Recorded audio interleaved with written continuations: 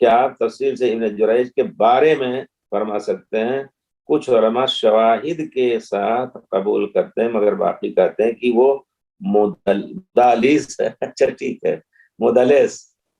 مدلس ہیں،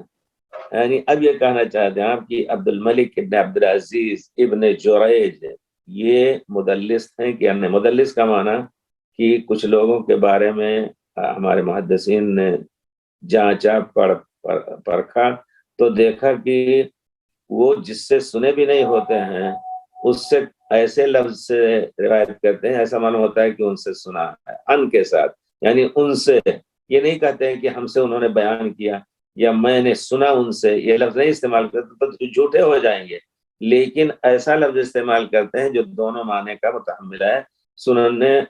ان سے خود سننے کا یا نہ سننے کا۔ تو ان، اور چلتے چلتے جو ابن جریج کہیں گے قال فلان، فلاں نے کہا ہے، قال ابن عباس نے کہا، حالانکہ وہ نہ سنے ہوں، تو اس طرح کی اس کو مدلس کہتے ہیں۔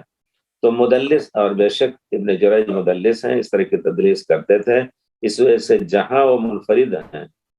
وہی جا کر کے سند تمام وہیں سے ملتی، اسی کو طبرانی نے اپنے شیخ سے نقل کیا، ان کے شیخ نے جا کر کے آخر میں ابن جریج سے ملتے ہیں، اسی کو مستدرک حاکم نے، اسی کو ابن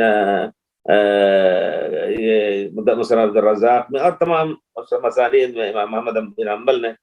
تو اگر انہوں نے تصریح کی ہے سمعت فلان وحدثنی فلان، تب تو وہ ثقہ ہے اس باب میں، ان کی حدیث صحیح مانی جائے گی۔ اور اگر انہوں نے ان کا لفظ استعمال کیا قال ابن عباس، تو پھر اس کو کہا جائے گا کہ وہاں انہوں نے تدلیس کیا ہے۔ اور عطا ابن ابی جریج کے بارے میں خاص بات ہے کہ علماء نے قبول کیا، انہوں نے کہا کہ عطا ابن جریج کے بارے میں اگر میں کہوں ان، تو میں نے ایک بار نہیں کئی بار وہ لفظ ان سے سنا ہوتا ہے، لیکن میں عنانا کرتا ہوں ان سے یا ایسے لفظ سے جس سے تدلیس کی بو آتی ہے، تب بھی میں نے اس کو سنا ہے۔ علماء نے عطا ابن جریج کی روایت کو، ابن جریج اگر عطا ابن ابی رباح سے، جو مکے کے، ابن جریج بھی مکی تھے، مکے کے مفتی اور مکے کے عالم بالمناسک سمجھے جاتے تھے، ابن عباس کے خاص ساتھی، خاص شاگرد، تو ان سے اگر ان کی روایت ہے تو اگرچہ بلفظ تدلیس یعنی ان کے ذریعے سے ابن عباس یا قال ابن عباس، یا تھوڑا رک کر کے